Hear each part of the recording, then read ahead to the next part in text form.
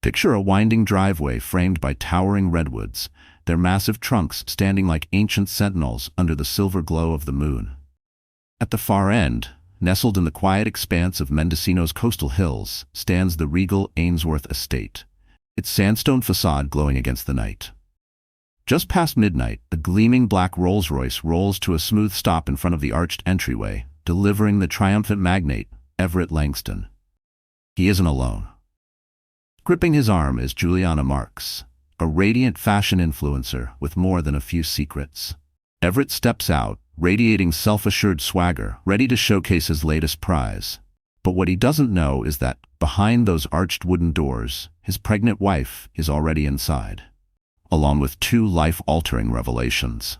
Everett Langston was born in Eugene, Oregon in the early 1980s, the youngest child of a modest family whose biggest luxury was a dusty set of Britannica encyclopedias. His parents, Martin and Evelyn Langston, both worked as librarians at the local public library. Though they lived frugally, they taught Everett that knowledge was a gateway, one that money couldn't always unlock. Everett, a wiry, bright-eyed kid with a rebellious streak, found joy in reading about ancient civilizations and daring explorations. He dreamed of photographing wild elephants in Kenya, mapping the Andes, and one day owning a grand estate that overlooked the sea. By high school, Everett's quick wit and natural charm made him a campus favorite. While he lacked athletic prowess, he shone in debate competitions and had a fiery drive to outtalk anyone who challenged him. Teachers recognized his intellect and unrelenting persistence. But underneath the polished exterior simmered a restless hunger. He craved more, always more. That endless ambition became his engine, propelling him forward with relentless pace. By the time he graduated, Everett had his eyes fixed on Wharton School of Business. With a mix of scholarships and need-based aid, he earned admission to the prestigious institution. It was there he discovered his passion for finance and market psychology. By senior year, he led a student-run investment society of over 50 members. They pooled their limited funds and dove into the unpredictable stock market. Everett had no interest in breaking even. He wanted to dominate. Relying on sleepless nights, predictive models, and obsessive chart analysis, he managed to lead the group to extraordinary returns.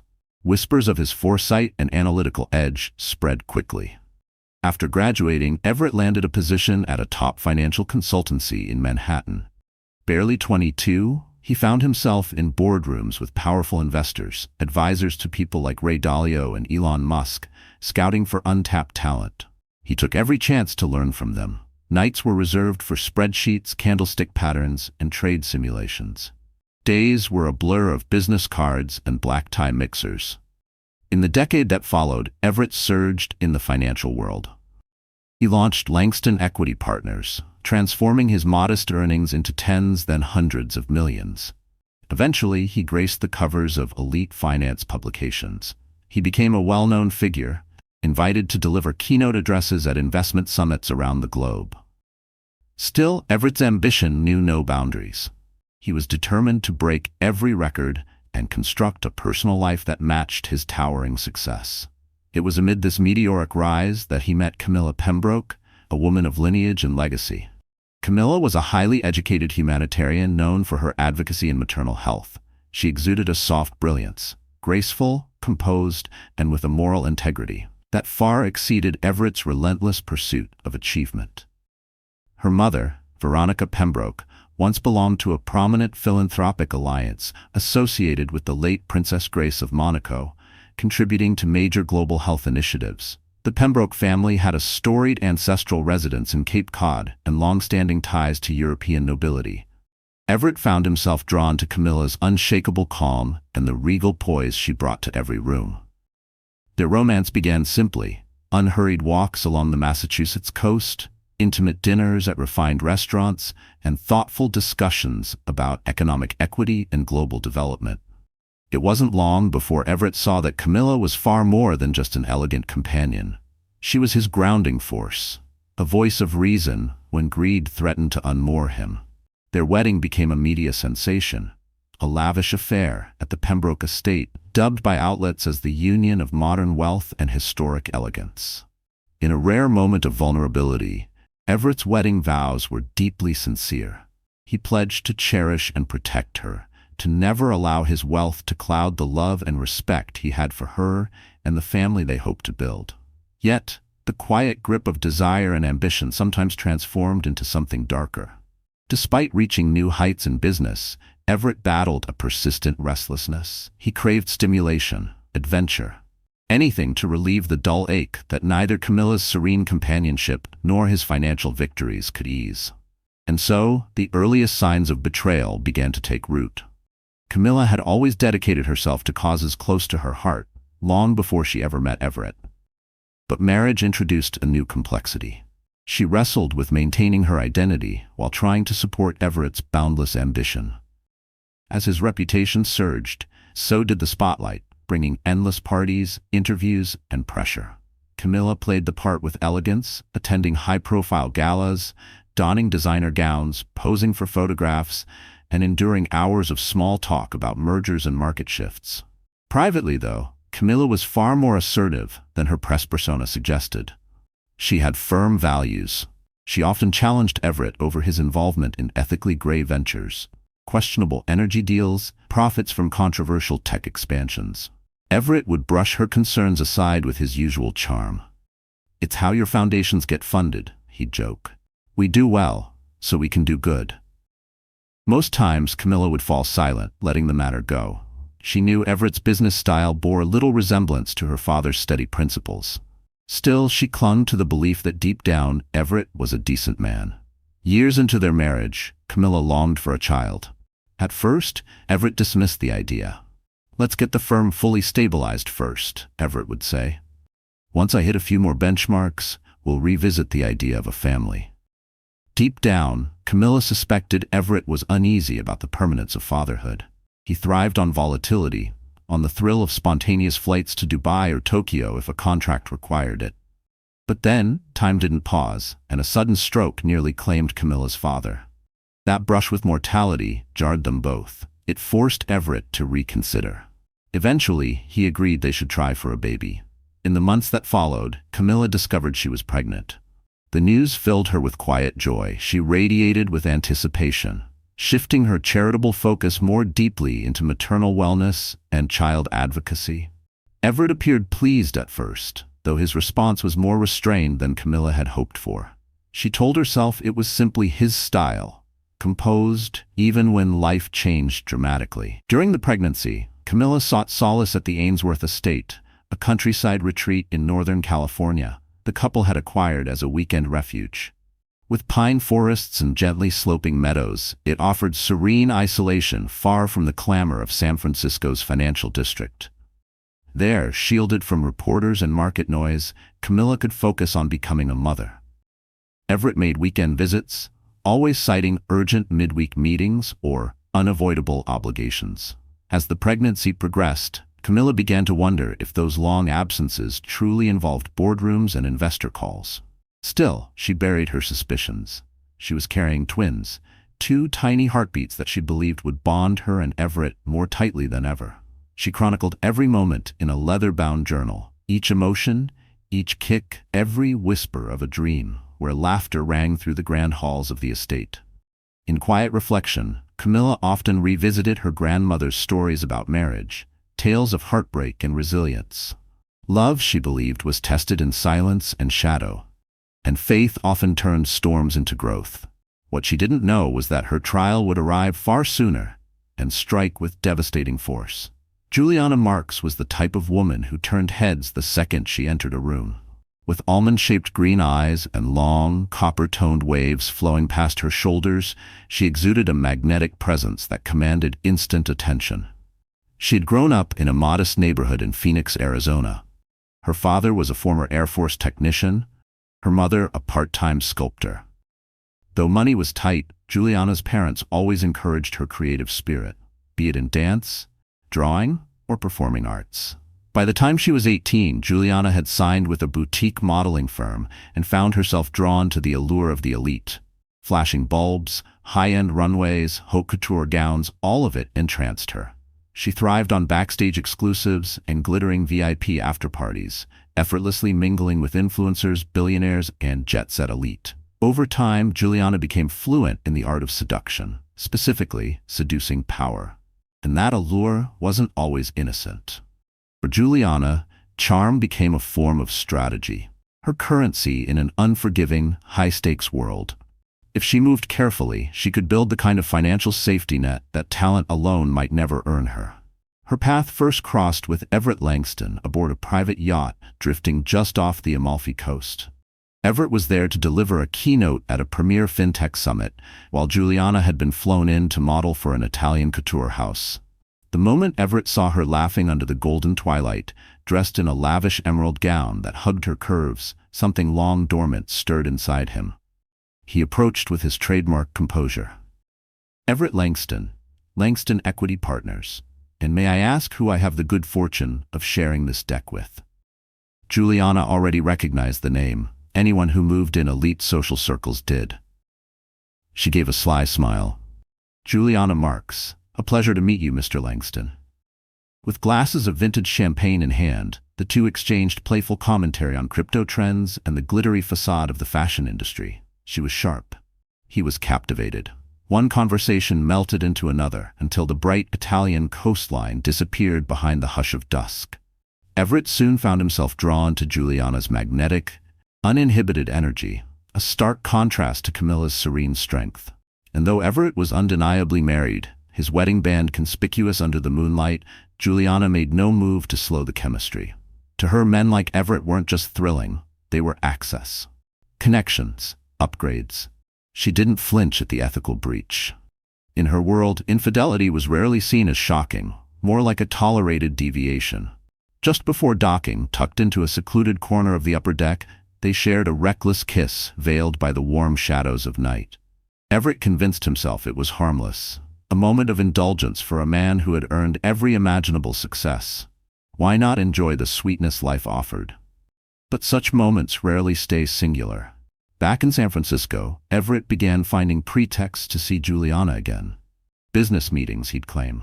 They both knew the truth. She became his secret plus one, at exclusive lounges, penthouse parties, and far-flung retreats disguised as client visits. He lavished her with Hermes bags, diamond bracelets, and even pulled strings to land her a more prominent campaign. For Juliana, his generosity was oxygen. The affair grew. Days blurred into weeks, then months. The thrill of forbidden romance electrified her days. Meanwhile, Everett grew addicted to the emotional escape Juliana offered, his antidote to a life that, while stable, felt increasingly colorless. He rationalized it. Camilla, after all, was absorbed with her causes. Her pregnancy. She wouldn't notice if he strayed now and then. Her pregnancy gave him the perfect excuse to justify a little release. In a reckless burst of ego and desire, Everett invited Juliana to spend a weekend at the Ainsworth estate. The decision was impulsive, an indulgence conceived from a blur of lust and entitlement. Camilla, after all, was meant to be in San Francisco that weekend for a close friend's baby shower, or so Everett believed.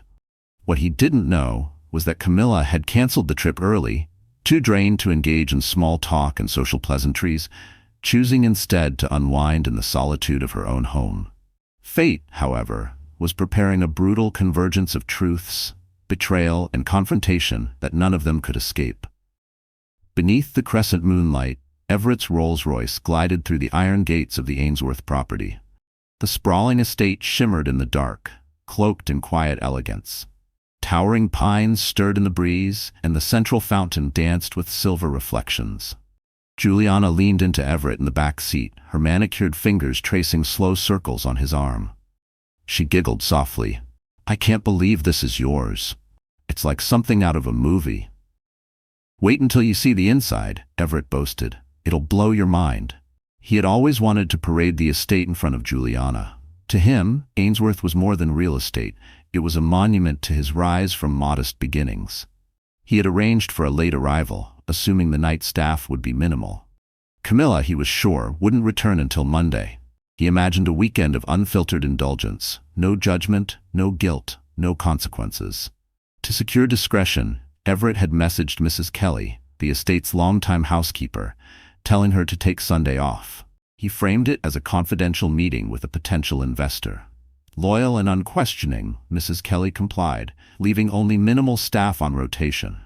Everett also instructed them to stay clear of the main house and to only appear if summoned. Every detail was managed with theatrical precision, Everett as the headliner of his own private show. But that illusion shattered the moment the car turned into the circular drive. The estate doors flung open, and there stood Camilla, undeniably pregnant, her expression a blend of rage and disbelief. Her hand rested firmly on her stomach, the soft fabric of her seafoam maternity dress rippling in the cool breeze. The lanterns above the entrance bathed her in a pale glow, lending her an almost otherworldly power. Everett's chest tightened. A collision of shock and guilt hit him hard. Juliana, too, froze, her gaze flitting between Everett and the furious woman at the top of the steps. "Who is that?" she whispered, though her gut already knew. No one answered as the chauffeur unlatched the car door. Everett stepped out, dread coursing through his veins. It felt like stepping into judgment. Camilla's voice cracked the silence.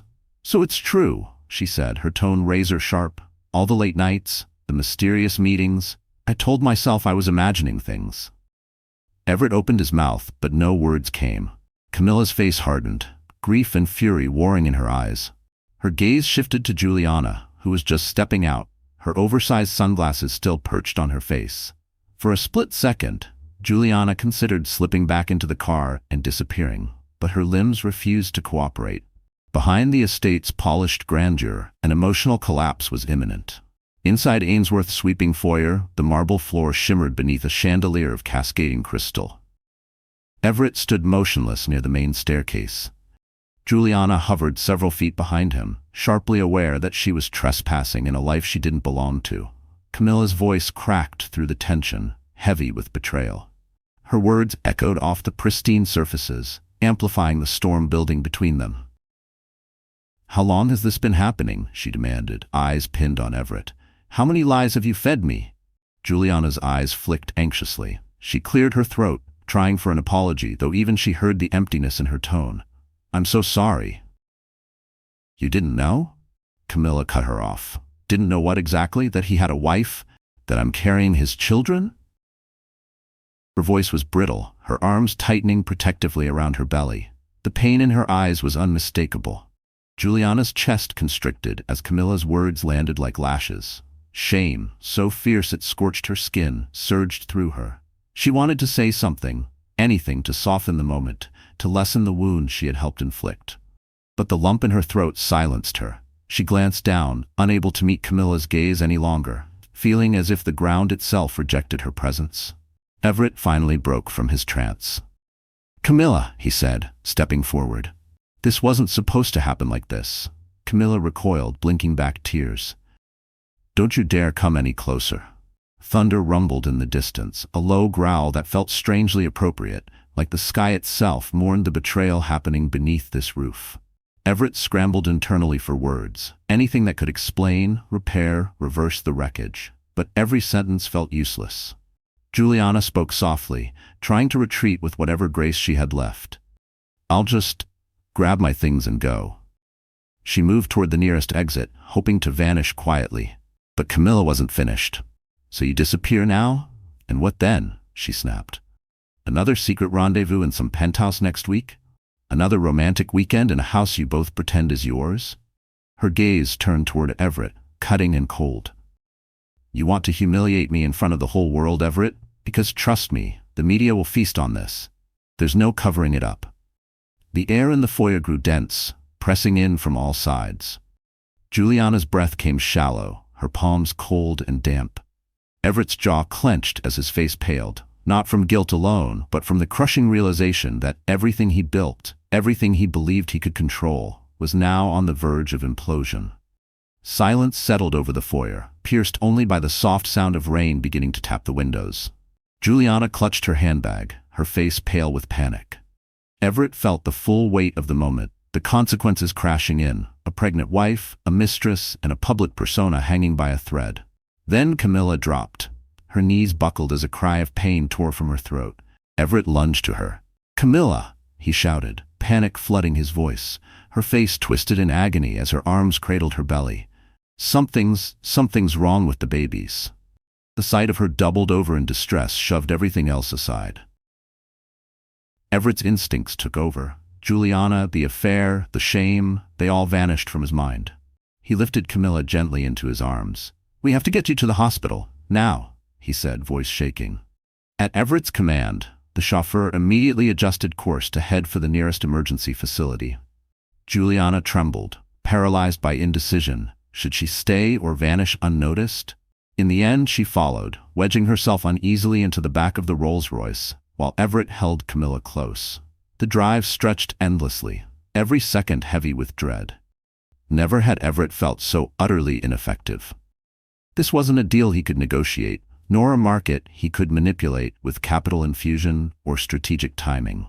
He was staring down the very real possibility of losing everything he'd once claimed to value, and even worse, of endangering the unborn children he had so thoughtlessly overlooked. The weight of that realization gripped him like a vice, each breath shallow, his heart pounding with a foreign rhythm. Panic.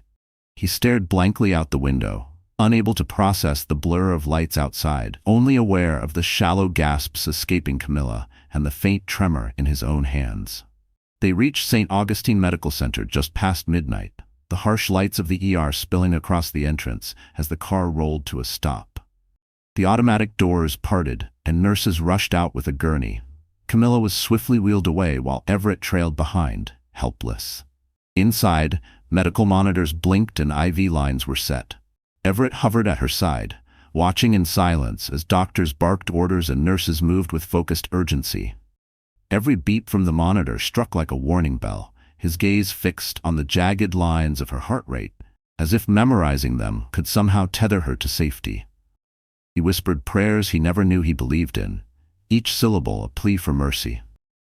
Meanwhile, Juliana sat alone in the waiting area, her fingers knotted together, face drawn and pale. She looked completely out of place. A nurse passed by and asked quietly, "Are you family?" Juliana shook her head, managing only a weak smile. She sank into her seat, overcome by a bitter storm of guilt, confusion, and anger. Anger at Everett for throwing her into this humiliating spectacle, and guilt for her part in what could become a tragedy. Inside the exam room, the attending obstetrician offered tentative words. Camilla was experiencing early contractions, likely brought on by acute emotional stress. If her blood pressure didn't stabilize, the twins were at risk. The words landed like a sledgehammer on Everett's conscience. This wasn't just about infidelity or public image. This was about real life, real consequences. Tiny lives that might never see daylight if things didn't turn around. Camilla was moved to a private suite in the maternity ward. Everett sat by her bedside, gently holding her hand, trying to offer presence in the absence of answers. He murmured soft reassurances, but when he reached out, Camilla recoiled. Her gaze burned with betrayal. She was a woman who had entrusted him with everything, her love, her body, her future, and he had betrayed all three. The rejection stung more than he expected. Her eyes, once filled with adoration, now mirrored a cavern of hurt he had dug himself. His throat tightened. He wanted to cry, but couldn't. Not here. Not now. So he just sat still, enduring the ache that pressed against his ribs like a confession. The night dragged on in cold silence, punctuated only by distant intercom calls and the sterile hum of hospital machinery. Everett, once master of every scenario, found himself impotent in the face of real consequences. Across the hall, Juliana remained in the waiting area, restless. She texted a friend, "Still at the hospital. Total mess. We'll call later." She couldn't walk away, not yet. A part of her still clung to some illusion that Everett owed her closure. But as the sky paled, that illusion began to dissolve. Nurses spoke quietly nearby. Camilla was stable. The babies appeared unharmed, for now. The physical threat might have passed, but emotionally, the damage ran deep. Eventually, Everett stepped into the corridor. His face was drawn, his expression haunted. Juliana rose to meet him, her stance rigid. In the empty hallway, they spoke in low voices. "Are you okay?" she asked, her voice thin with worry. "No," Everett admitted, each syllable raw. "Camilla's resting. The twins, they seem okay. But it was close." "I can't." Everett choked, the words catching in his throat. Juliana gave a small nod, eyes glistening. "I never meant for this to happen." Everett exhaled, unsteady. "Go back to the estate or check into a hotel. I'll make arrangements, but I can't leave Camilla. Juliana searched his face, desperate for any sign that what they'd shared held meaning, but all she saw was a man cracked by shame, drowning in guilt, clinging to the woman and children he had nearly lost. There was no trace of the passion, the urgency, the whispered promises that once tethered them in secrecy. That version of Everett was gone, replaced by someone raw, hollowed out, and profoundly changed. For a fleeting second, Juliana wanted to scream, to remind him of all the nights he'd held her, like she was the only truth in his world. But she knew the truth now. It had never been her world to belong to. There was nothing left to say. She gave one last nod and turned away, her heels clicking softly beneath flickering hallway lights, a quiet verdict passed by the universe. In that instant, Everett finally understood. The illusion of separation between his polished life with Camilla and his hidden affair with Juliana was gone. Every compartment had collapsed. Now, he would face the wreckage. News travels swiftly in wealthy circles. By mid-morning, Camilla's parents, Gregory and Veronica Pembroke, arrived at the hospital, radiating urgency and anger. Veronica, always poised and commanding, wasted no time confronting Everett outside Camilla's room. "You liar," she snapped, her finger stabbing his chest. "You made vows, Everett, and because of your selfishness, my daughter and her unborn children nearly died." Her voice was razor-sharp, slicing through any defense he could muster. Her eyes brimmed not with tears but with disgust, the kind that lingered long after words were spoken. Gregory, gentle and dignified, looked worn and older than Everett remembered, his grief carved into the lines on his face. "I trusted you," he said quietly, his disappointment heavier than any shout. "You were the one who asked us to wait for grandchildren until you were ready. And now, look what you've done." Everett lowered his gaze, unable to meet theirs. "I'm sorry," he said softly. "There's no excuse. Nothing I say will make this right." He wished he could unspool time, reverse every choice that led here, but remorse doesn't rewrite reality. The shame gnawed at his insides, relentless and unyielding. The words tasted like ash. Even as he said them, he knew how feeble they were against the depth of damage he had caused. Veronica scoffed. "That might be the first honest thing you've said." Though Camilla's condition had stabilized, the medical team stressed that any added emotional strain could be dangerous.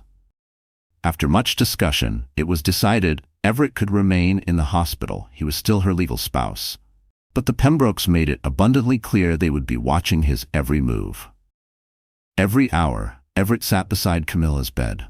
She kept her eyes on the window, her expression unreadable. Occasionally a tear would trail down her cheek. When Everett reached for her hand or murmured an apology, she would quietly pull away. The silence between them grew louder with each hour, an invisible wall fortified by heartbreak and mistrust. He wanted to tell her everything, to beg for forgiveness, but the weight of his guilt chained him to his chair. Each rejection felt like penance, one he knew he deserved. Yet he stayed, as if presence alone could mend the fractures his betrayal had carved. That evening, the Pembrokes requested a private meeting. Everett, Gregory, and Veronica gathered in a small hospital cafeteria, the sterile scent of disinfectant mixing with burnt coffee. Voices were kept low, but tension filled the space. Veronica began immediately.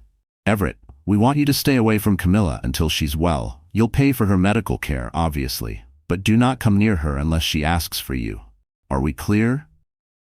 Everett's throat felt parched. "Camilla's my wife. I can't just walk away while she's in a hospital bed." Gregory's tone softened. "We're not asking you to walk away. We're asking you to give her space. Right now, your presence might be doing more harm than good." Veronica's eyes narrowed. "How many secrets have you hidden from her?" Veronica said coldly. "As far as I'm concerned, you've got a mountain of explaining to do." Gregory nodded slowly. "And maybe to a divorce attorney, too." The word divorce hit Everett like a blade to the ribs. He'd never truly believed Camilla might leave him, let alone take the children with her. The thought carved open a pit of panic inside him. In that moment, Everett recognized just how fragile everything he'd built was. Losing Camilla didn't just mean losing the image of a picture-perfect marriage. It meant losing the moral weight that had anchored his place in high society. Without Camilla, Everett Langston was nothing more than another opportunistic, ethically questionable mogul, void of any human depth. absent of the family that lent him legitimacy. "Please," he said quietly, voice hoarse, "don't talk about divorce. Let me try to fix this. I'll do whatever it takes to earn her trust again." Veronica let out a sharp breath. "That's not our call. It's up to Camilla. If she asks to see you, fine. If not, you stay away." Everett nodded, too hollowed out to push back. Right now, only one thing mattered: Camilla's recovery and the well-being of their unborn children. He was finally beginning to grasp the scope of the destruction he had caused. If there was any chance of even earning back Camilla's tolerance, let alone her love, it would require a long, grueling road of repentance, if that door hadn't already shut forever. The weekend blurred past. Camilla's condition improved steadily, though her silence still carried wounds far deeper than any chart could track. Everett honored Veronica's warning, showing up only when Camilla granted permission. He spent nights alone at a nearby penthouse hotel suite, canceling meetings and postponing all travel. His world had constricted to a few square blocks around the hospital. Juliana Marks, meanwhile, faded into the background. Everett had quietly arranged for her to stay at the Ritz-Carlton under his name, footing every expense without a word. Their communication dwindled to short text messages. Juliana was furious to be pushed aside, but she knew better than to resist. As his personal life unraveled, cracks began to show in his professional empire. Word spread quickly through financial circles that Everett Langston might be stepping back from Langston Equity Partners due to family issues. Nervous board members, already edgy over market instability, began whispering doubts about his leadership. A few clients even hinted they'd pull their portfolios unless Everett personally stayed involved. Then came the unexpected. A young reporter, Rachel Allerton, from a leading financial magazine, intercepted Everett in the hospital lobby. She had the unmistakable gleam of a journalist chasing a breaking story. "Mr. Langston," she said, polite but firm, already pressing record on her phone. "I realize this is a difficult time, but there are rumors of personal challenges impacting your firm. Do you have any comment?" Everett summoned a practiced smile. "I don't discuss personal matters with the press, Miss Allerton. My family is my focus right now. Langston Equity Partners remains fully operational." Everett's tone was clipped. Rachel pressed on. "Is there any truth to the rumor that an extramarital affair contributed to your wife's hospitalization?" His jaw tensed. "No comment." A nearby security officer stepped in, quietly directing Rachel away. As she disappeared down the corridor, Everett's heart sank. No matter how hard he tried to contain the scandal, it was slipping through the cracks. Soon, he learned that paparazzi shots of him and Juliana aboard the Amalfi yacht had begun circulating online, sparking intense speculation. But the worst part wasn't the headlines. It was knowing Camilla's pain was now media spectacle. Back at the Ainsworth estate, Camilla returned to recover under careful medical watch. Her parents remained close, overseeing her care. Still, she managed to steal a few quiet hours for herself. One afternoon, she wandered into a rarely used drawing room lined with portraits of past generations. She settled into a deep velvet armchair, a cup of chamomile tea warming her hands. Her thoughts circled the events of the past week: the confrontation, the hospital, the searing betrayal. Memories of Everett's once affectionate gestures surfaced, like the evening he proposed on a secluded Croatian island, walking with her under moonlight and promising a life filled with magic and meaning. Now, those cherished moments were tainted. She wondered how blind she had been. The late-night calls, the unfamiliar cologne, the random absences and vague excuses. Maybe she should have questioned him more. Maybe she should have demanded more attention to their marriage, but dwelling on regrets wouldn't rewrite the present. Resolute, Camilla pressed a palm gently against her belly.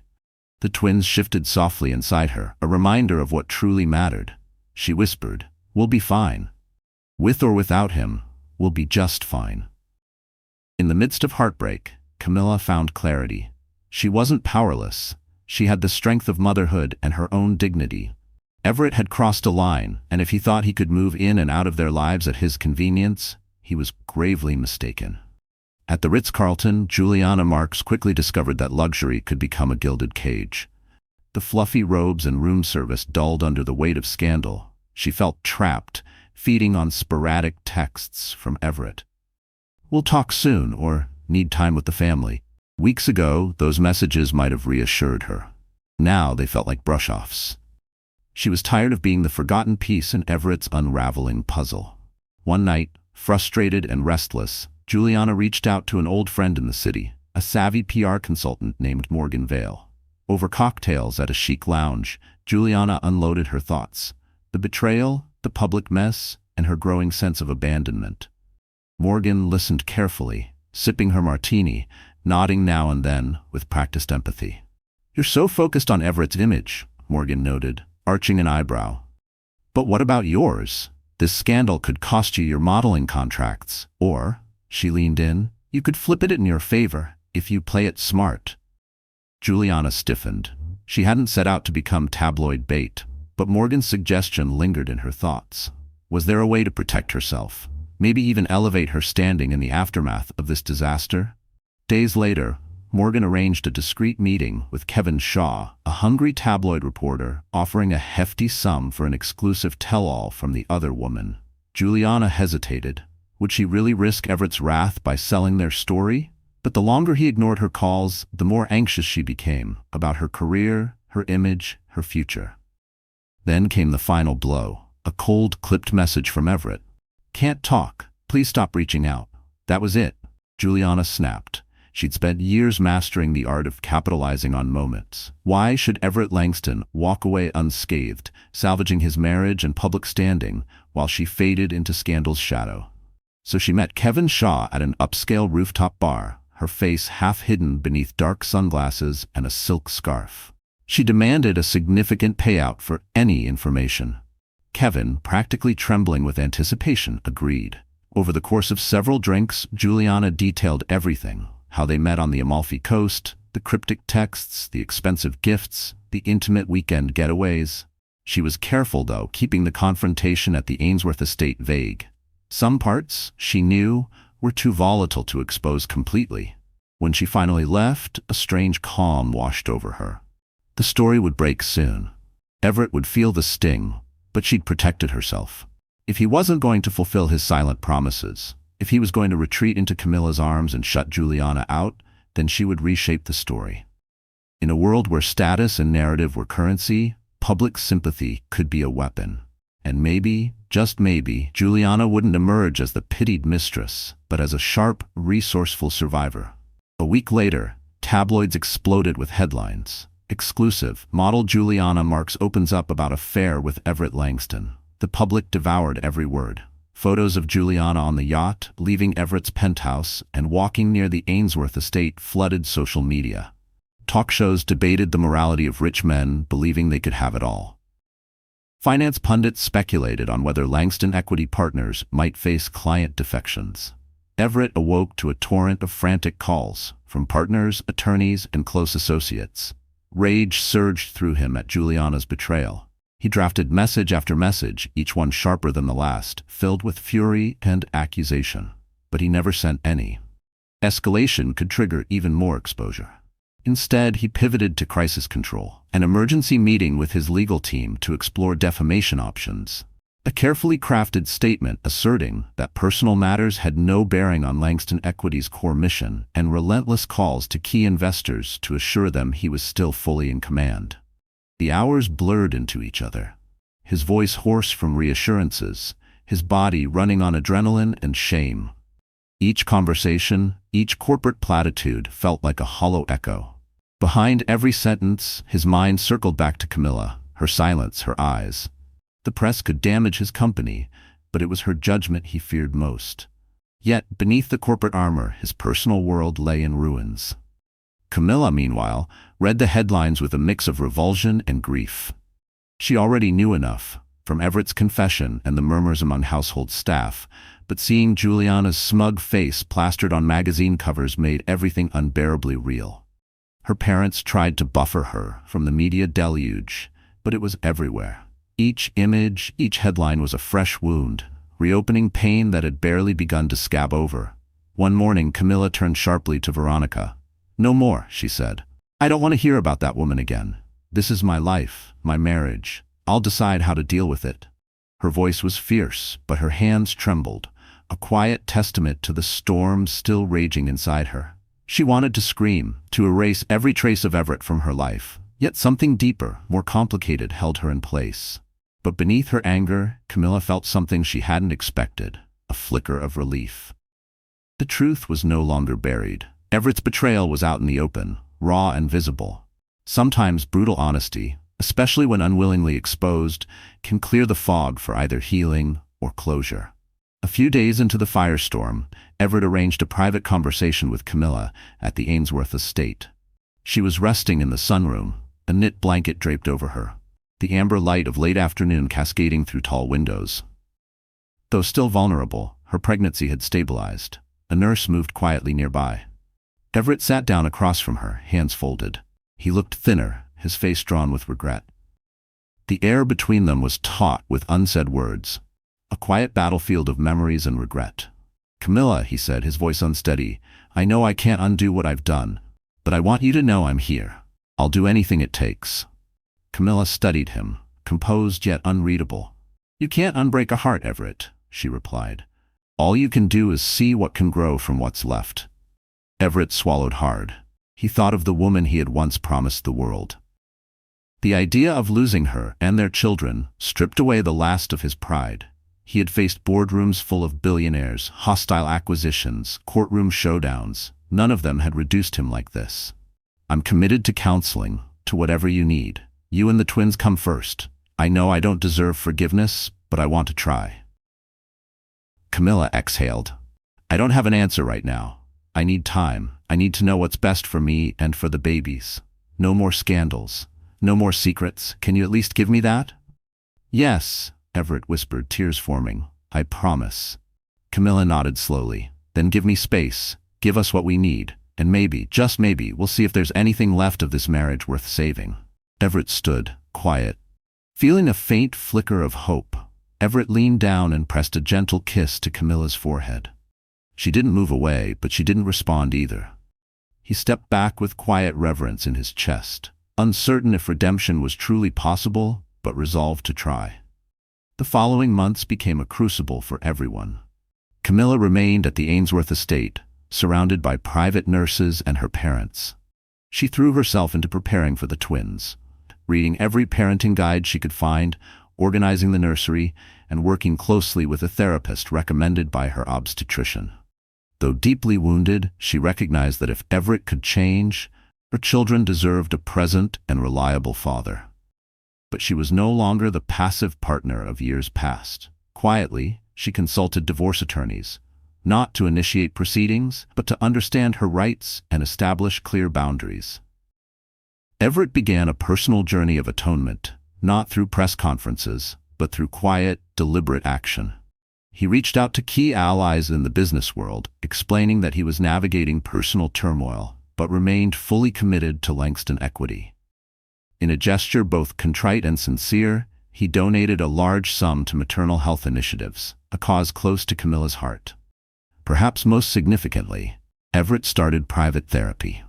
The counselor, a step relative of an old friend, didn't coddle him. Their sessions forced Everett to confront the reckless choices that had shaped his adulthood. They unpacked his need for validation, his fixation on financial dominance, and the deep-rooted fear of being ordinary. He began to grasp how the very ambition that built his empire had also hollowed out his personal life. Juliana, meanwhile, found herself thrust into the paradox of fame and infamy. Some PR firms reached out with opportunities to monetize her sudden notoriety, but high-profile brands viewed her as toxic. Leaning into the attention, she launched a line of low-tier cosmetics marketed aggressively online. Certain tabloids praised her for bravely exposing a billionaire, but society's elite saw her as little more than a social climber. Nights in her sleek new penthouse, an extravagant farewell gift from a short-lived relationship with another wealthy figure, were often spent in introspection. Had she gained anything from this affair? Or had she simply exchanged her integrity for fleeting relevance? As for the public, their appetite for scandal soon shifted. The Langston affair faded as a newer, shinier controversy gripped the headlines. Everett Langston and Camilla Pembroke became yesterday's drama.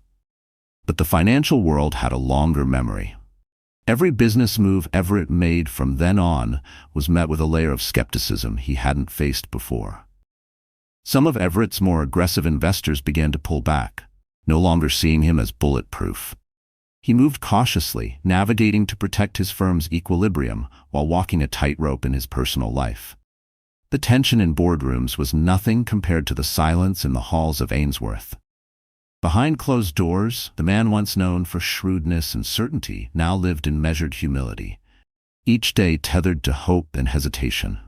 On a crisp December night, several months after the scandal had first exploded, Camilla went into labor. Staff at the Ainsworth estate sprang into action, calling the physician, arranging hospital transport. Everett, in Manhattan finalizing a critical deal, got the call and didn't hesitate. He immediately dropped everything. His emergency use helicopter was ready, and this was the moment it had always been meant for. Within an hour, Everett arrived at the hospital, breathless and rattled. Camilla was already in the delivery room, her face strained in pain, Gregory and Veronica flanking her. As Everett entered, Camilla caught sight of him. A fleeting expression of relief crossed her features, just before another contraction overtook her. During the long and agonizing hours that followed, Everett never left her side. He gripped her hand, whispering steady encouragement, reminding her how brave she was, how close they were to meeting their children. If Camilla harbored any remnants of resentment, they were eclipsed by the overwhelming labor of birth. Every cry, every breath, every tightening of her hand in his made him feel both helpless and more present than he'd ever been. At exactly 2:14 a.m., their first child, a baby boy, entered the world, limbs flailing and lungs strong with his cry. The doctor smiled. "He's perfectly healthy," she said, laying him gently on Camilla's chest. A minute later, his twin sister followed, smaller but just as loud in her arrival. Everett couldn't contain the tears. He kissed Camilla's forehead, overwhelmed by gratitude, regret, and awe. Camilla looked at him then, eyes wet, and gave him a quiet nod. It wasn't forgiveness, not yet, but it was a moment of shared wonder, of life binding them together. In the weeks that followed, a delicate routine took shape at the estate. Camilla allowed Everett to stay in a guest suite. He stepped away from Langston Equity to focus fully on his role as a father. Midnight feedings, lullabies, diaper changes. He did it all. Their relationship was still fractured, but caring for the twins became a bridge between them. The quiet hours, rocking Benjamin while Camilla nursed Lila, became sacred. Words were still rare, but cooperation came naturally, almost rhythmically.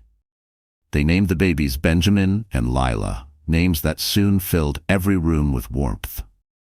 For Everett, cradling his children gave him a deeper sense of purpose than any profit margin ever had. Sometimes Camilla would watch him quietly, a trace of astonishment flickering in her gaze. Other nights, tension still hovered, especially when old wounds rose to the surface. But the children were a balm, a daily reminder of why they had to keep trying. Their cries and coos stitched together the torn fabric of a fragile piece, one sleepless night at a time. Camilla's parents remained involved for a while, offering help and guidance, but eventually they returned to their own estate. Camilla was stronger now, and everyone saw it. Soon quiet negotiations began between legal teams, discussions of trusts for the twins, possible separation, property allocations. Camilla wasn't ready to decide. She needed more than gestures. She needed to know Everett's change ran deep. At times, Everett felt himself fraying. He craved resolution. He wanted Camilla to say they had a future together. But every time that longing for resolution swelled inside him, Everett reminded himself, trust, once broken, could not be repaired overnight. He made a conscious effort to give Camilla the space she needed, proving through quiet, steady actions that he could become the partner and father she and their children deserved. Life settled into a fragile rhythm.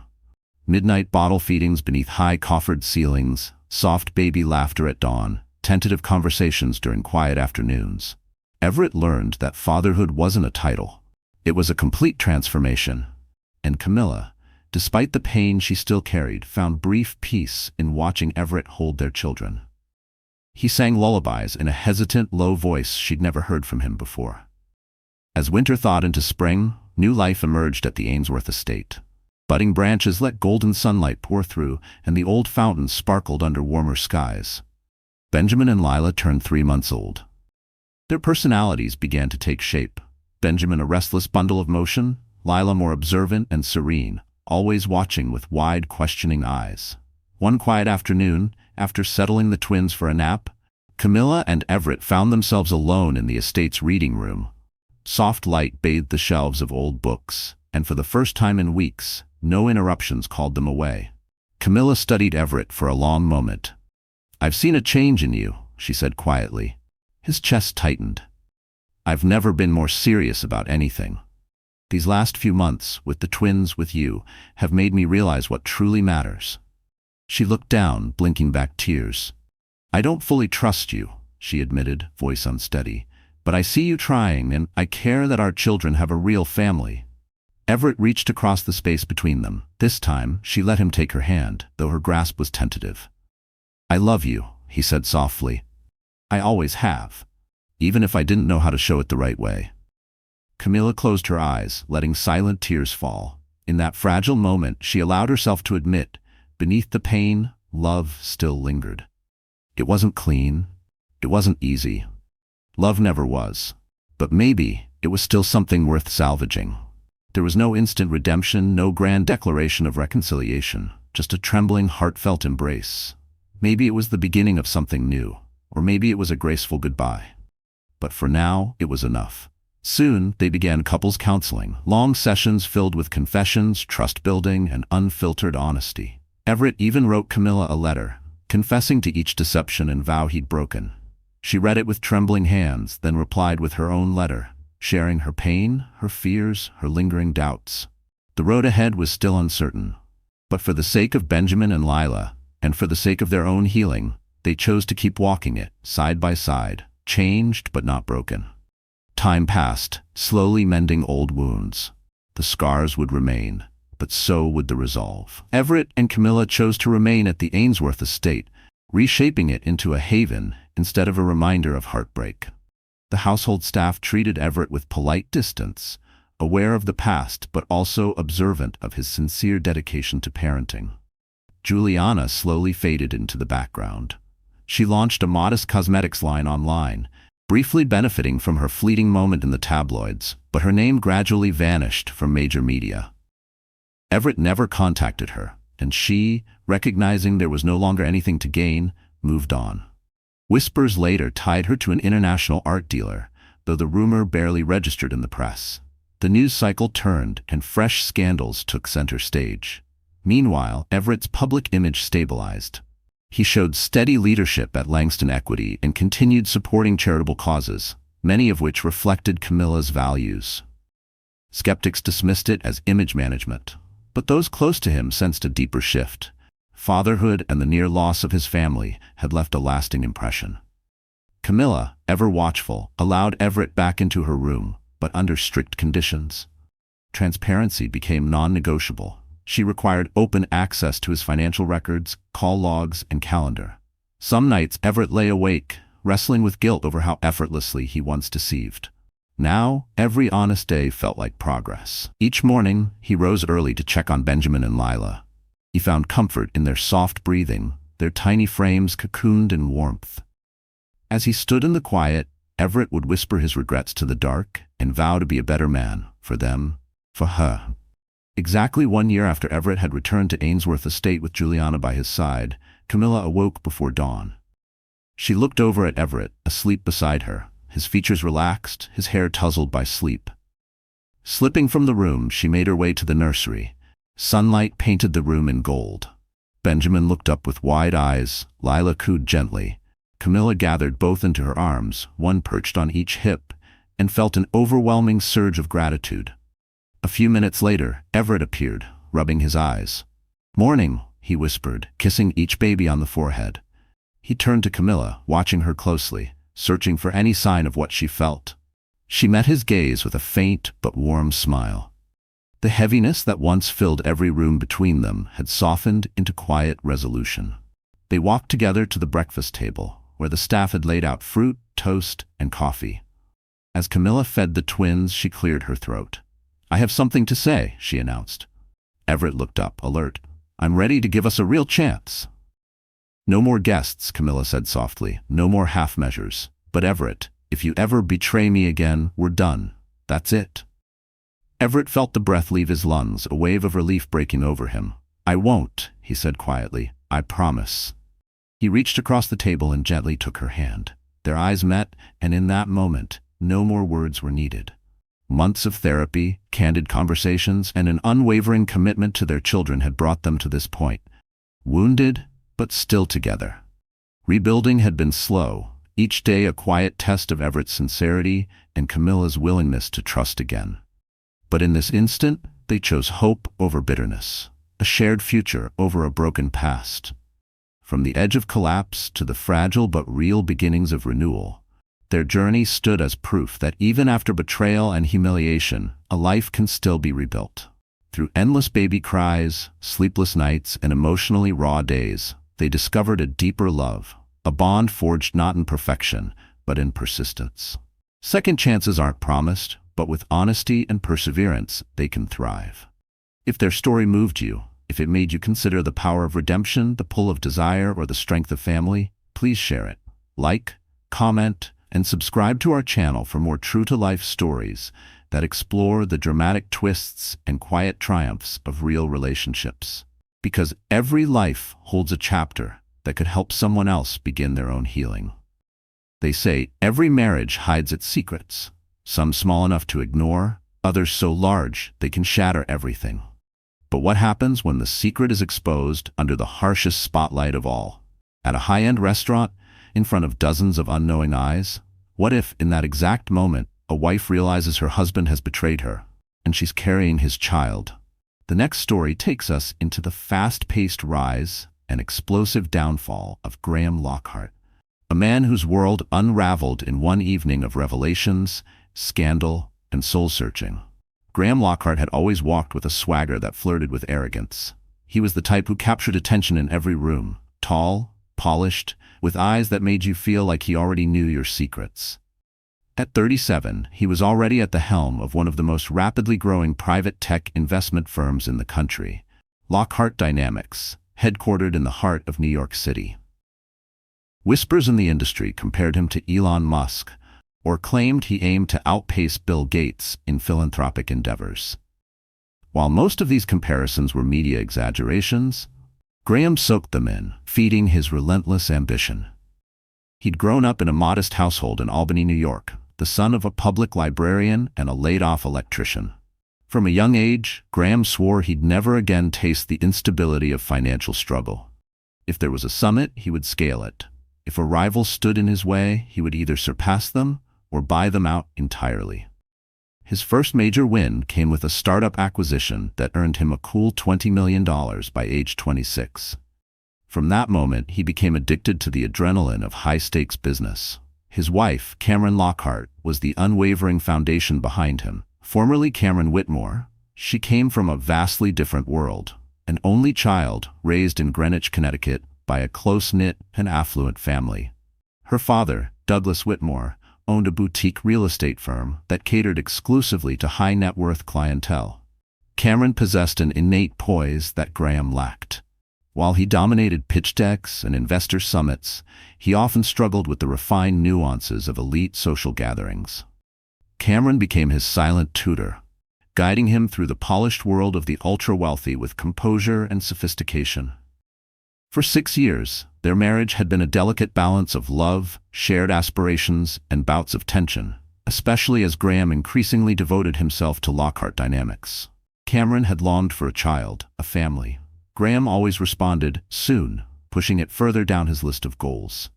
Then, finally, to Cameron's overwhelming joy, she became pregnant. Graham appeared thrilled at first, though more often than not he stumbled in past midnight, exhausted, citing client meetings and high-pressure strategy sessions. Still, Cameron believed in him. She believed in his vision, in his ability to provide not only for her, but for their soon-to-arrive child. Even if the passion had faded into routine, she trusted Graham would safeguard their family. She had clung to that trust like a lifeline, telling herself his long hours and late nights were for them, for their future. She had no inkling that her entire world was about to shift because of one seemingly harmless decision to meet an old friend for dinner in the heart of Manhattan. Cameron hadn't originally planned to be at the upscale restaurant Le Jardin on that particular night. At 8 months pregnant, she was more exhausted than usual. But her college friend, Olivia Bennett, was passing through New York for the first time in years and had insisted they meet. To Cameron, it felt like a gift, a welcome break from waiting alone at home, wondering when Graham might come through the door. Olivia had chosen Le Jardin after seeing it featured in a luxury lifestyle magazine. The interior shimmered with crystal chandeliers, and each table was discreetly tucked behind softly illuminated partitions. The atmosphere was refined, the ambient murmur of low conversation punctuated only by the gentle clinking of fine china. Cameron took it all in with cautious appreciation, her hand instinctively cradling her belly as if shielding the unborn from any unease that lingered in the air. Cameron arrived early and paused briefly at the hostess stand, steadying herself with one hand. And a kind-eyed staff member quickly escorted her to a plush velvet seat and brought her a glass of water.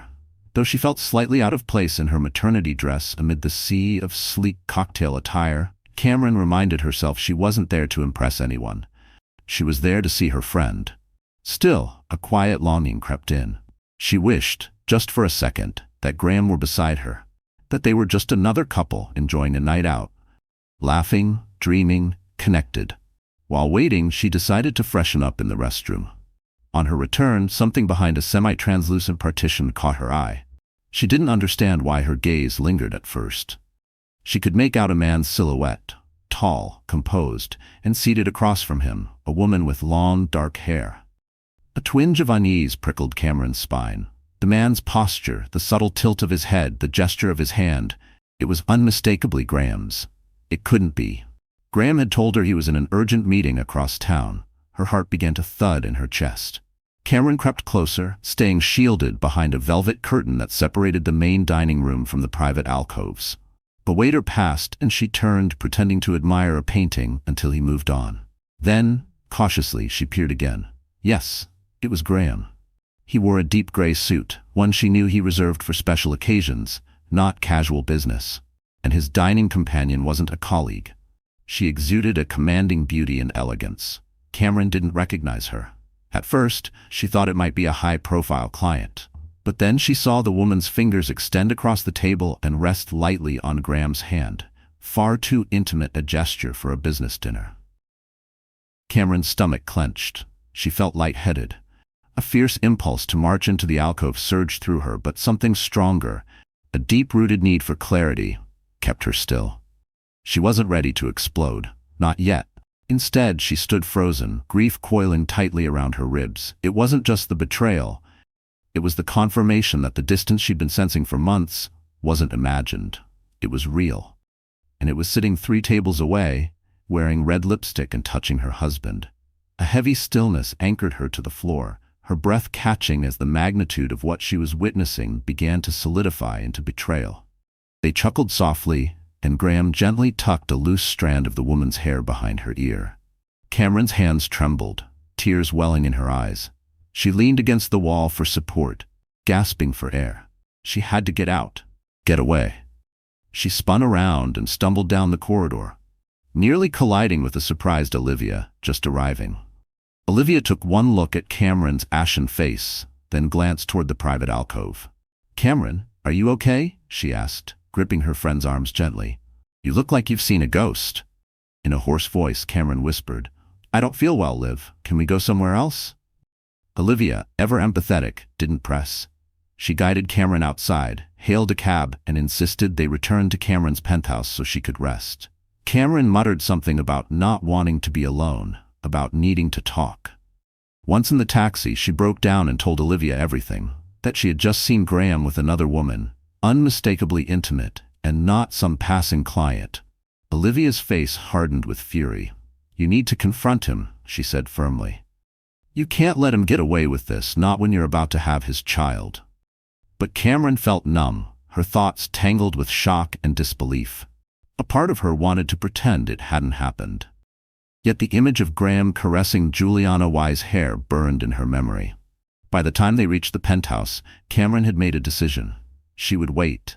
Graham would have to come home eventually, and when he did, She would demand the truth, face to face. The night dragged on with excruciating slowness. Olivia offered to stay, but Cameron declined. She needed to face her husband alone. As Olivia left with firm instructions to call at any hour, Cameron remained alone in the vast apartment. The baby shifted within her, as if responding to her inner turmoil. Near midnight, she dozed off on the couch, still in her maternity dress, phone clutched in her hand. The sound of the front door unlocking startled her awake. Graham stepped inside, his laptop bag slung over one shoulder, his tie loosened. He froze when he saw her in the dim glow of the lamp.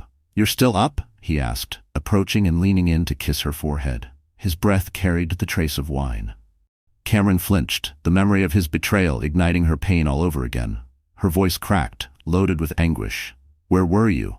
Graham stopped cold, clearly taken aback by her tone. "I told you, I had a meeting." "Don't lie to me," Cameron snapped. "I saw you, Graham. I saw you at Le Jardin with that woman, Juliana Y. You touched her hair." She could barely finish the sentence, her voice breaking into tears. Graham's face drained of color, then stiffened with defiance. "Were you spying on me? What were you doing there? Having dinner with a friend?" she shot back. "But that's not the point. Don't twist this. Just tell me the truth." He ran a hand through his hair, pacing. "She's just a client. Nothing more." That gesture was friendly. These international investors, they expect warmth, familiarity. She's considering a major stake in Ashcroft Equity. Cameron stared at him, her heart fracturing. "Don't insult me, Graham. I know what I saw." "That wasn't some casual business dinner," Cameron said, her voice low and trembling. Graham exhaled slowly, pressing his lips together. "Okay, we're close," he admitted, "but it's complicated. Juliana has ties to some major investors in Southeast Asia. She expects a certain rapport. If I don't keep her engaged, we could lose a multi-million-dollar partnership." "So you're sleeping with her to secure a deal?" Cameron's voice cracked, a volatile mix of hurt and fury. "It's not that simple," Graham replied, though he didn't deny it. "This is business, Cameron. It's not what you think. Yes, she's forward. Maybe I let it go too far, but it's for the company, for our future." Cameron stood abruptly, fury fueling her strength despite her late pregnancy. "Our future? Our child's future? And this is how you protect it? By betraying me?" Graham's eyes briefly filled with guilt, but then his expression steeled. "You don't understand the pressure I'm under. Ashcroft Equity is on the edge of something monumental. One major investment could put us alongside the top-tier firms. I can't let personal complications derail that." Cameron felt as if her entire world had slipped out from under her. She had always known Graham's ambition bordered on obsessive. But this admission that he'd compromised their marriage for a deal, it stole the breath from her lungs. A crushing wave of exhaustion and heartbreak descended. "Get out," she whispered, her voice fragile but unwavering. "Cameron," Graham began, but she turned away, cutting him off. "Sleep in the guest room. I can't even look at you." He opened his mouth, but the words never came. He turned and left the room silently. Cameron collapsed back onto the couch, tears soaking her cheeks. Her baby kicked within her, as if echoing her anguish. One question repeated in her mind, like a broken clock. How could he do this to us? Morning light streamed through the penthouse's vast windows, nudging Cameron from her restless sleep. She sat up, aching from the unforgiving couch cushions. Part of her still hoped Graham would appear, maybe to offer an apology, or something better than, "It's for the deal." But the apartment was quiet. She checked the guest room, empty. He was gone. No note, no text, just the lingering trace of his cologne in the hallway. A slow-burning bitterness rose in her chest. Had he really left like nothing happened? Trying to hold herself together, she fed their gray cat Murphy, who purred anxiously around her legs. She brewed tea, stood by the floor-to-ceiling windows, and watched the skyline shimmer under the sun, but none of it calmed her. Her phone buzzed. A message from Olivia. "I'm here for you." Cameron typed a quick thanks, then froze mid-step. On the TV screen, a headline scrolled across the ticker. The anchor's voice cut into the room like a knife. An ongoing investigation into insider trading and financial misconduct at Ashcroft Equity is gaining traction. CEO Graham Langston has yet to comment. Sources say the SEC has initiated preliminary inquiries. Cameron's hands shook as she grabbed the remote and turned up the volume. Her heart thundered. Investigation? Insider trading? This was the first she had heard of anything official. The anchor continued. Ashcroft equity rose rapidly to prominence in recent years, with some comparing Graham Langston to tech titans like Elon Musk and Bill Gates. But today, federal regulators are questioning whether select investment gains were based on illegally obtained data. CEO Graham Langston was reportedly seen dining last night with an unidentified associate, fueling speculation that this meeting may be tied to the alleged misconduct. Cameron felt a strange blend of shock and vindication. Her mind returned to the quiet intimacy of the Oaksvale restaurant, Graham's hushed voice, and the woman, Juliana Chen. Was that dinner more than just a betrayal of marriage? Was it a step in a broader scheme? She snatched up her phone and scrolled through financial news feeds. Headlines screamed across every major outlet. Ashcroft equity under scrutiny, insider probe engulfs Langston's empire, and whispers of hush money surround Langston meeting. Nothing directly tied Juliana to the allegations, only whispers that Graham was seen with someone rumored to be central to the investigation. Anxiety twisted through Cameron's stomach. This was no longer just about infidelity. It was a full-blown legal crisis. She called Graham's cell, straight to voicemail. Next, she tried his executive assistant, the always punctual Nina Ko, but even Nina didn't answer. The ringing eventually dumped into voicemail. Cameron's heartbreak took a back seat to urgency. She needed answers. Now. Throwing on a coat, she left the penthouse and headed straight to Ashcroft Equity's headquarters in Midtown. The company's operations occupied the 19th to 21st floors of a sleek steel and glass skyscraper. But today, the typically vibrant lobby was blanketed in a heavy, nervous silence. Clusters of staff murmured, their eyes flitting toward groups of suited officials combing through paperwork and laptops. On the 21st floor, where Graham's corner office loomed above the city, Cameron stepped out of the elevator and was met by a flurry of investigators. She approached a man flipping through documents. "I'm Cameron Langston. I need to speak with my husband." The man barely looked up. "Do you have an appointment?" "Appointment?" Cameron almost scoffed. "I'm his wife. Is he here?" He motioned toward a shut door. "He's in a meeting with SEC attorneys and legal counsel. You'll need to wait." "I'm not waiting," she snapped. Ignoring the murmurs behind her, Cameron strode toward the door and tried the handle. Locked. She knocked. Sharp and deliberate. A moment passed before the door opened, revealing Graham's lead counsel, a stern woman in a tailored navy suit with a phone in hand. She glanced at Cameron coolly. "Mrs. Langston, this isn't a good time." Graham's voice rang out from inside, weary but firm. "Let her in." The attorney stepped aside. Cameron entered. Graham stood behind his desk, arms crossed, shoulders tense. Two men in dark suits sat nearby, notepads open, expressions unreadable. They rose without a word and exited, shutting the door behind them. For a moment, Cameron and Graham simply stared at each other. The residue of last night's fight hung thick in the air. His eyes flickered. Regret, concern, maybe even relief. "Cameron," he said, dragging a hand over his face. "I was going to call you as soon as this calmed down." Her rage reignited at the casual, dismissive tone. "Settled, Graham. You're under investigation by the SEC. This isn't some minor misstep. They're saying it's criminal. It's everywhere in the news." He exhaled sharply. "I can't go into details right now. It's an internal situation. The legal team says we should cooperate but stay quiet publicly. There are rumors about insider trading, yes, but it's all a misunderstanding. We're clearing it up." "A misunderstanding," Cameron repeated, her voice hollow. "Does this have anything to do with Juliana Chen and last night's dinner?" Graham flinched slightly at the mention. "Why would you say that?" "Because every financial outlet is speculating it already," she hissed. "Were you with her to discuss something illegal? Some kind of insider deal?" "Stop," he snapped, raising his hand. "I can't talk about her. Not here, not now, just trust me, I've got this under control." Cameron stared at him in disbelief.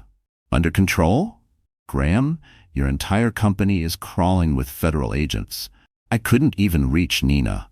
"Nina was told to speak only with our lawyers," he cut in tightly. "She's in the legal conference room now. This is protocol." "Protocol," Cameron echoed, stunned. "How deep does this go? Because I'm not going to sit in our penthouse 8 months pregnant while you're possibly looking at prison time." I didn't break the law, he said quickly, but the sweat on his brow betrayed his panic. Juliana gave me some intel about a firm we were evaluating. She said it was solid, her own research. I thought it was legit. You acted on it?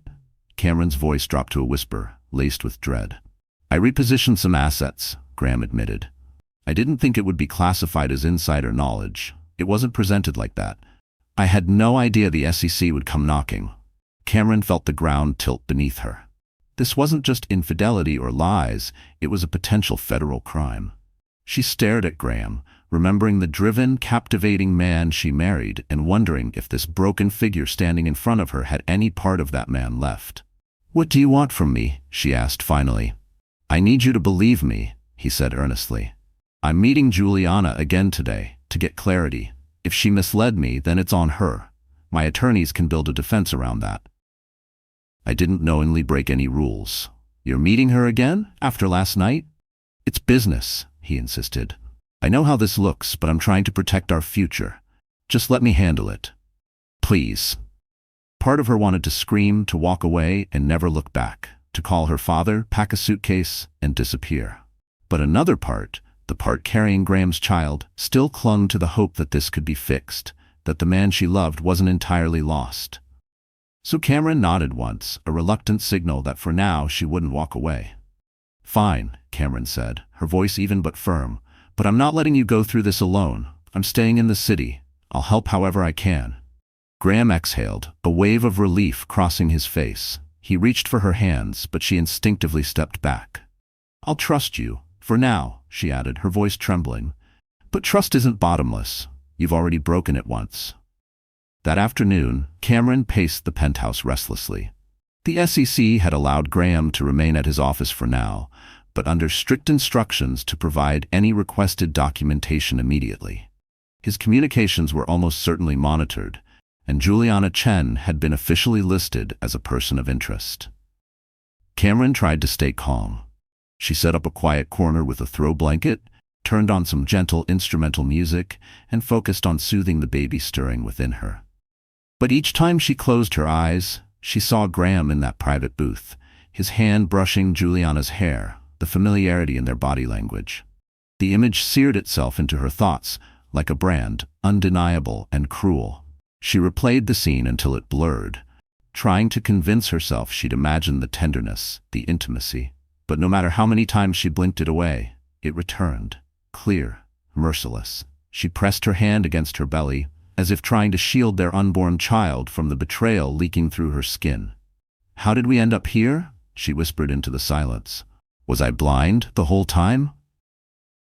A call from an unfamiliar number shattered her reflection. She answered, heart pounding. Hello, Mrs. Whitaker? A clipped professional woman's voice said. This is Caroline Patterson from the New York Daily Mirror. We're working on a piece involving Whitaker Ventures. Would you be willing to offer a statement? Cameron's mouth went dry. No comment, she said, ending the call quickly. Another call came 5 minutes later. Then another. Journalists were clearly trying to reach her from every outlet, sniffing around for a quote or a headline. Shaking, she turned off her phone completely. The silence that followed felt both like a relief and a trap, cutting her off from the noise but amplifying the war inside her head. She sat still for a moment, staring at the blank screen of her phone, wondering when exactly her life had shifted from predictable to tabloid fodder. She wasn't just betrayed. She was public property now, her grief commodified. The day dragged on. When Graham finally walked through the door after 8 p.m., he looked like a man unraveling. Tie loosened, eyes rimmed red, jaw tense. Any progress? Cameron asked quietly. He nodded. Our legal team says there's no hard evidence yet. Just circumstantial stuff, allegations about some trades possibly linked to insider tips. But they're still digging. As for Juliana... He paused, unable to meet her gaze. We spoke. She insists she's being made a scapegoat, said she's flying back to Hong Kong tomorrow, claims the SEC can't touch her there. Cameron's stomach turned. So she's running, Graham shrugged. That's how it looks. I asked her to talk to my lawyers. She refused. Now she's ghosting me. My legal team's panicking. If she disappears, it'll make me look complicit, like I helped cover something up. Cameron studied him for a long beat. Are you still sleeping with her? His face flushed red. No, Cameron, I made a mistake. I let things go too far. But it wasn't real. Not for me. She wanted to believe him, needed to believe him, but the weight of suspicion bore down. Is that the truth? Or just what you need me to think? I'm not lying to you, he said, voice cracking. Juliana was business, maybe blurred lines, sure, but I never planned to leave you. Not for her. Her voice dropped into a pained whisper. How noble. The words left her mouth like glass, shimmering but sharp, cutting even as they escaped. Her hands trembled, clenched into fists, holding in the scream she didn't want to release. He stepped closer, hand trembling slightly. Cameron, if we can get through this, I'll change. I swear I will. I'll fix what I broke, just don't leave me now. Looking into his eyes, she saw shadows of the man she married, ambitious, flawed, but once full of dreams for a life together. And in that moment, a small, aching part of her wondered if holding on would cost her more than letting go. A part of her longed to reach back for that man, to believe he still existed somewhere beneath the wreckage. Hesitantly, she placed her hand on his cheek. He closed his eyes, leaning into her touch. For a brief moment, they simply existed, damaged but still connected. By the following morning, Cameron felt an urgent need for clarity. She made a phone call to the one person she knew she could trust, her father, Franklin Bellamy. Their relationship had its friction. He had never fully embraced Graham's brash climb from obscurity, but he was a rock in her life. Dad, she said softly as he answered. Things are bad. Graham's firm is under SEC investigation. There are rumors about insider trading. She heard his exhale on the other end. I saw the reports. Are you safe? I don't know, she admitted. There may have been someone else. I think he might have cheated. Everything feels like it's falling apart. His voice softened. Honey, right now, you need to take care of yourself and that baby. Stress isn't just hard on you, it's hard on them too. I know, she whispered. I just don't know what to do. Should I leave him? Franklin paused. I can't make that call for you. But listen to me, Cameron. Graham has always played with high stakes. It's what built his success, but it's also what could bring it crashing down. You need to think hard about whether you believe he can truly change. She closed her eyes. I understand. If you want to come home, your old room is waiting. Or I'll arrange one of the nearby condos. No pressure, but you won't face this alone. Tears welled in her eyes. Thanks, Dad. I'll think about it. After ending the call, Cameron sat quietly by the penthouse window, staring at the Manhattan skyline as sunlight spilled over the rooftops. Her memories spun like a reel, meeting Graham at a charity event her father had hosted, his magnetic smile as he spoke about defying the odds, the sweet little note he'd tucked into her coat asking her out for dinner. Where did that man go? Meanwhile, Graham's day was about to take a sharp turn. He was scheduled to appear for a voluntary interview at the SEC offices downtown. His legal counsel believed it would demonstrate cooperation. But an hour before he was due to leave, a text appeared from an unknown number. Meet me at the Park Regency Hotel, room T02. Urgent, Juliana. His pulse quickened. Why would Juliana contact him now, especially if she was supposedly flying out of the country? He showed the message to his attorney, Edward Langley, who frowned deeply. That's risky. She's under suspicion. Meeting her could look like you're coordinating stories. Graham furrowed his brow. But what if she has something? A document or a message, something that clears this up? If she can back up her tips, it could change everything. Langley shook his head. I won't forbid you, but understand, if the SEC finds out, they may treat it as collusion. Take a lawyer, or at least have a witness. No, Graham said. She might clam up if there's counsel present. I'll go alone, but I'll record the meeting. Langley's jaw tightened. Just be smart, and absolutely no promises, no cash, no favors. Anything that looks like a bribe could finish this. I get it, Graham replied. He typed a short response to Juliana. I'll be there in 30 minutes. Graham ended the call and instructed his driver to take him to the Park Regency. Unease crept over him like a cold sweat. Was this a sting operation? A trap orchestrated by the SEC? Or worse, blackmail? When he arrived at room 192, the door was slightly ajar. He knocked gently, classical music drifting through the gap. Juliana's voice rang out, soft and polished. Come in. Inside, the suite was elegant and immaculately staged, marble floors, velvet couches, a vase of fresh roses on the coffee table. Juliana stood near the window in a sleek black dress, her posture poised, her presence magnetic. She was every bit the enigmatic woman he remembered. "Don't be shy," she said smoothly. "We don't have much time." Graham stayed by the door. "Why did you ask me here?" Juliana motioned to the couch. "Sit down." He didn't budge. "I'm not here for small talk. Get to the point."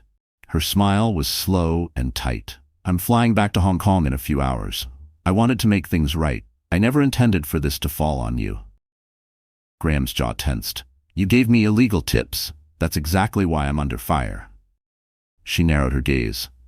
"Don't act like you were clueless. You're a savvy operator. You could have double-checked, but you didn't. You wanted results." He started to respond, but she cut him off. "Anyway, I came with a solution. I can sign a statement saying I misrepresented the information, that you acted in good faith, based on what I told you." Graham's breath caught. "You'd admit to misleading me?" Juliana gave a casual shrug. "I'll say whatever helps for the right price." His expression darkened. "How much?" She walked over to a small desk, picked up a folder, and held it up.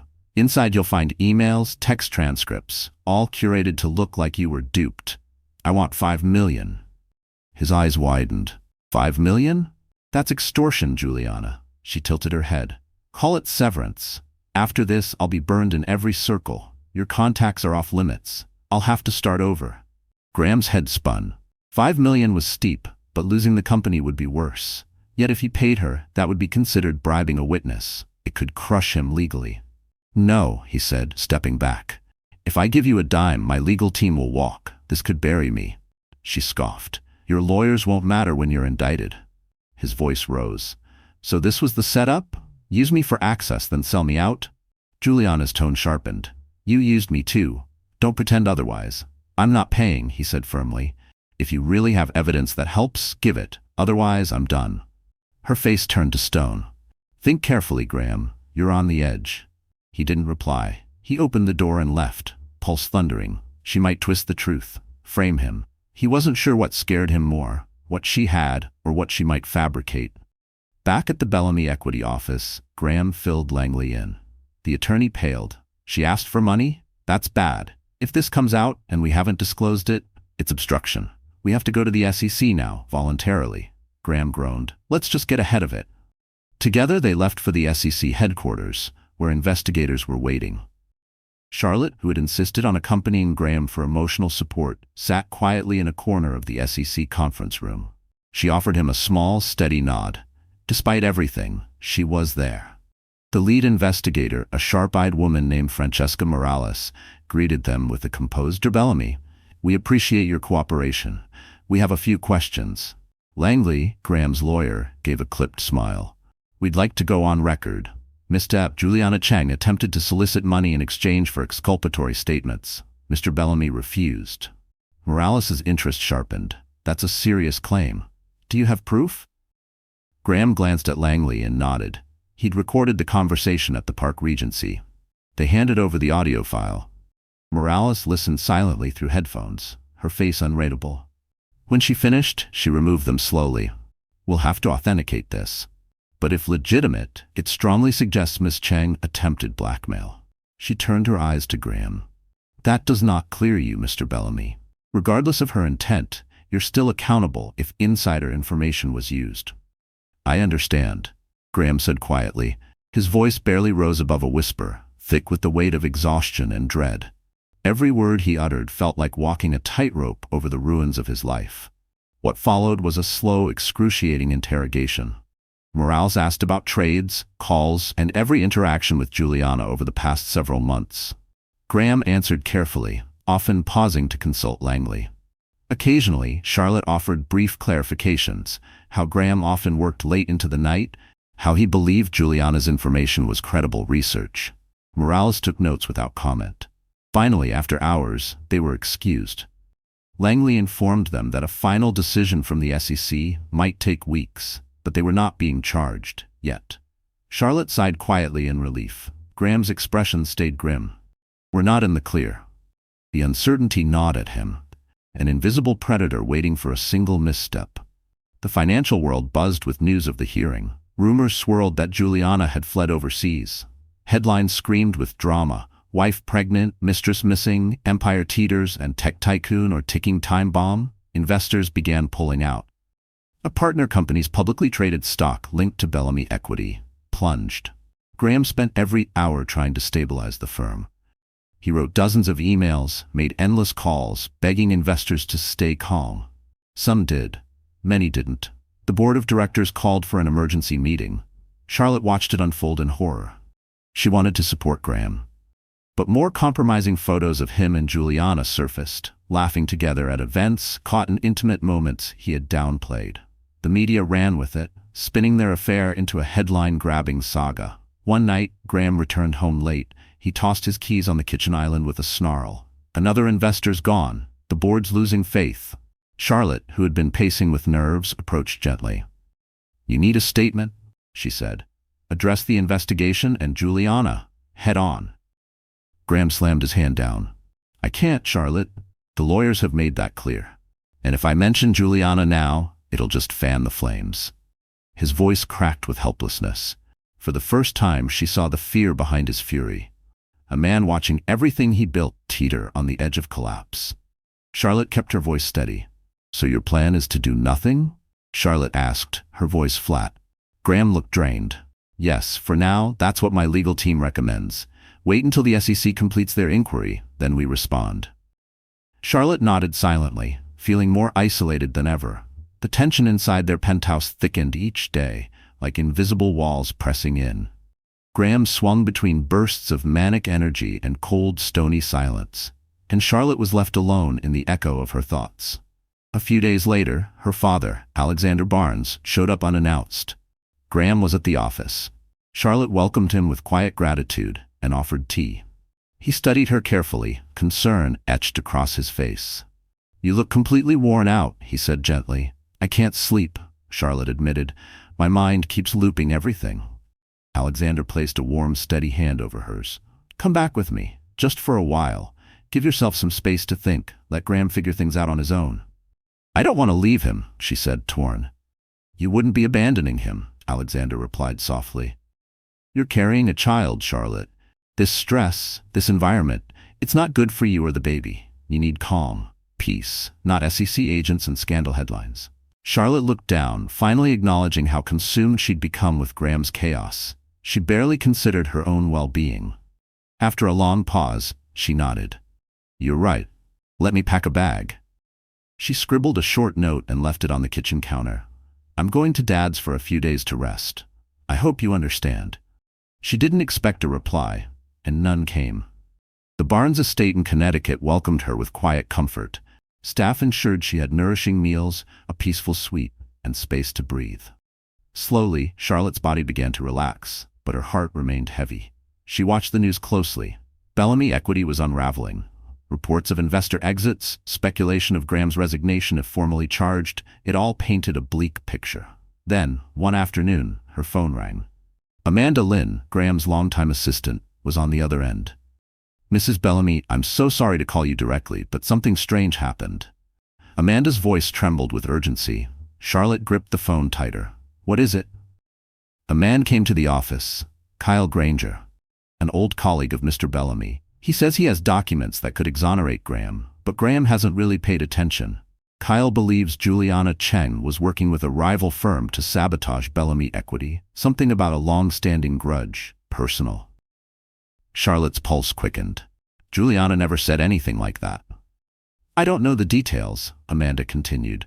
"Kyle claims Sabrina falsified data and fed it to Graham, making it appear as insider information. He said her father lost everything years ago because of a deal Graham closed. Kyle's worried no one's listening because it sounds unbelievable, but he seemed sincere." Charlotte thought of Juliana's icy demeanor, the blackmail. Maybe she'd planned it all. Fed Graham poison disguised as opportunity, then vanished, leaving him to burn. "Amanda, can you connect me with Kyle?" "Of course. I'll text you his number." Charlotte called Kyle immediately. He explained that Juliana's father, Wei Cheng, once competed with Graham in a high-profile merger. Graham had outmaneuvered him, causing massive losses and humiliation back in China. Kyle believed Juliana had staged her relationship with Graham to exact revenge, entangling him in legal disaster through manipulated tips and covert data leaks.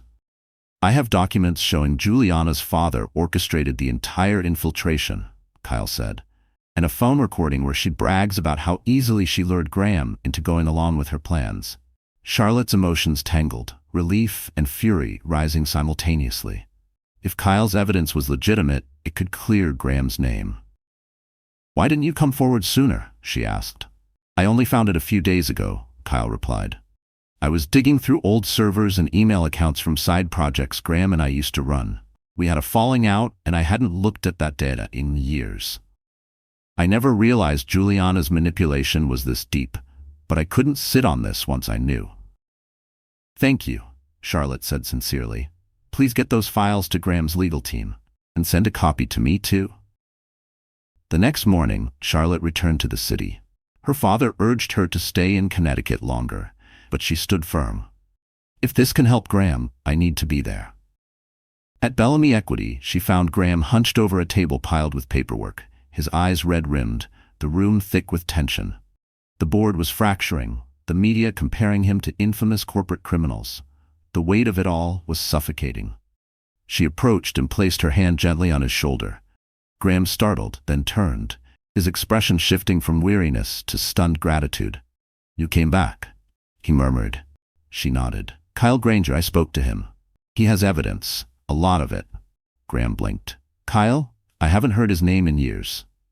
Charlotte quickly explained what Kyle had told her. Hope flickered in Graham's face. If he can prove this, that Juliana manipulated everything, this could change the entire trajectory. "It already has," Charlotte said, "but we have to act fast, before she vanishes." Graham called an urgent meeting with Langley and the legal team. Kyle arrived, briefcase in hand, and laid out his findings. The documentation showed how Juliana had infiltrated Bellamy Equity, falsified research, and fed Graham misleading information. The crowning evidence: a recorded call where Juliana sneered, "Graham's so desperate for legacy, he never checks the sources. By the time the feds are done with him, he'll be ruined." Langley leaned back, visibly impressed. "This gives us a real defense. Graham may still be questioned on oversight, but criminal fraud? This turns the spotlight away from him." Graham looked overwhelmed, his voice raw as he turned to Charlotte. "I don't deserve your loyalty. I was careless. I let ambition blind me." Charlotte placed her hand over his. "Let's just fix what we can." With Kyle's evidence, the legal team approached the SEC.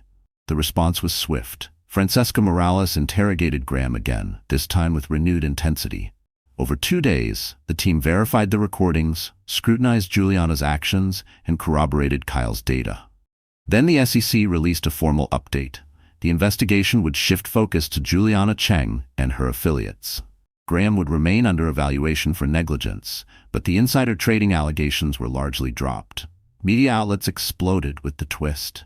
Juliana painted as the calculating saboteur. Tabloids dubbed her the mistress of deceit. Public fascination pivoted. For Graham, the worst of the legal storm had begun to lift. He wasn't entirely exonerated. Civil penalties loomed and Bellamy Equity's image was severely tarnished, but it was no longer a career-ending disaster. Investors remained cautious, but at least the specter of prison no longer loomed. Throughout the turmoil, Charlotte stayed by Graham's side.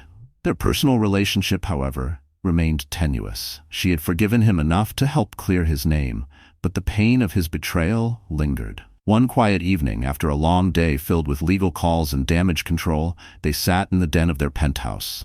Graham poured himself a double scotch, offering Charlotte sparkling water. They drank in silence. "Thank you," he said eventually, "for staying, for finding Kyle, for everything." She nodded. "I did it for our baby, and maybe for the version of you I used to believe in." His face crumpled slightly at the words. She added softly, "Where do we go from here?" He finished his drink. "I don't know. I can't undo it. I failed you. I chased power until it consumed me." "And Juliana?" Charlotte interrupted, her voice tired. "Let's not talk about her again," she said. "I don't know what's next," she admitted. "But if there's any hope for us, it'll take honesty, therapy, and time." He closed his eyes, one tear slipping down his cheek. "I'll do whatever it takes." In the following weeks, Graham officially stepped aside as CEO of Bellamy Equity, appointing a senior partner to stabilize the company while he worked through the remaining legal matters. The board accepted his decision with relief. His presence had become polarizing. Meanwhile, Charlotte focused on preparing for motherhood. She invited Graham to doctor's appointments, and he came. They still kept emotional distance, but when they listened to the heartbeat or saw their baby on the ultrasound screen, something fragile tethered them together. Then, on a brisk November morning, Charlotte went into labor. Graham sped through traffic to the hospital, frantic and fearful. After hours of labor, they welcomed a baby boy, whom they named Nathaniel James Bellamy. Nathaniel for Graham's grandfather, and James for Charlotte's father. Holding their newborn son, both felt the weight of the past months lift slightly. Scandal, betrayal, disgrace, it all seemed distant in the presence of this tiny life. A second chance had arrived, swaddled in cotton and innocence. Epilogue. Within the year, the SEC concluded its investigation. Graham paid a substantial penalty for negligence and agreed to strict oversight conditions for any future ventures. Bellamy equity, though damaged, recovered slowly under new leadership. Graham shifted his focus to philanthropy, working behind the scenes, rebuilding credibility, and learning humility. Juliana Cheng never returned to the United States, reportedly sheltered by her father in Hong Kong. Rumors of further legal action continued to swirl around her, though none materialized publicly. As for Charlotte and Graham, they took the long road to healing. Counseling helped. So did hard conversations and quiet moments spent watching their son sleep. They rebuilt, slowly. Trust was no longer assumed, it was earned. They were no fairy tale. Life rarely is. But they were learning how to move forward. Together, changed, but not broken. But in the hush of their child's laughter, and the quiet resilience of recommitment, Graham and Charlotte Bellamy found something genuine, something worth fighting for. Though the headlines had once screamed betrayal and scandal, the final chapters of their story remained unwritten, holding space for redemption and the possibility of a different kind of happiness. Life had twisted in ways they never expected, testing every bond and belief. What began with heartbreak evolved into a high-stakes legal storm that nearly unraveled everything. And yet, amid disgrace and uncertainty, they uncovered a core of strength neither had fully known before. So that's it, dear friends. Our story has come to a close. But wait, you're still here, aren't you? If you've made it this far, something must have touched your heart in a way that words alone can't explain. Maybe it was the heartbreak, the moments of silence between two people once so close, or the quiet strength in the face of chaos. Whatever it was, you felt it. And that feeling matters. What we just experienced together wasn't just a tale of scandal and redemption. It was a reflection of real life. How easy it is to mess up, to lose sight of what's precious, and how hard, but healing, it can be to face the truth, own our flaws, and choose love, again and again. The ancient Stoics had a saying, the obstacle is the way. That means the pain, the heartbreak, the shame, it's not something to avoid. It's the very path to becoming better. Just like Everett and Camilla, or Graham and Cameron, we all make mistakes. We all have moments when we fall short of who we hope to be. But what defines us isn't the fall, it's how we rise. He who angers you conquers you, said Epictetus. And in this story, we saw that anger didn't win. Forgiveness, patience, and growth did. That's the real victory. So if you're going through something messy, painful, or quietly heartbreaking, remember, you're not alone. Healing isn't always loud. Sometimes, it's just showing up each day, choosing to stay, choosing to grow. If this story made you feel something, if it reminded you of love, of regret, of hope, then please like, share, and subscribe. It helps us keep telling the stories that matter, and it reminds us all that we're walking this imperfect, beautiful road together. Take care, and we'll see you in the next one.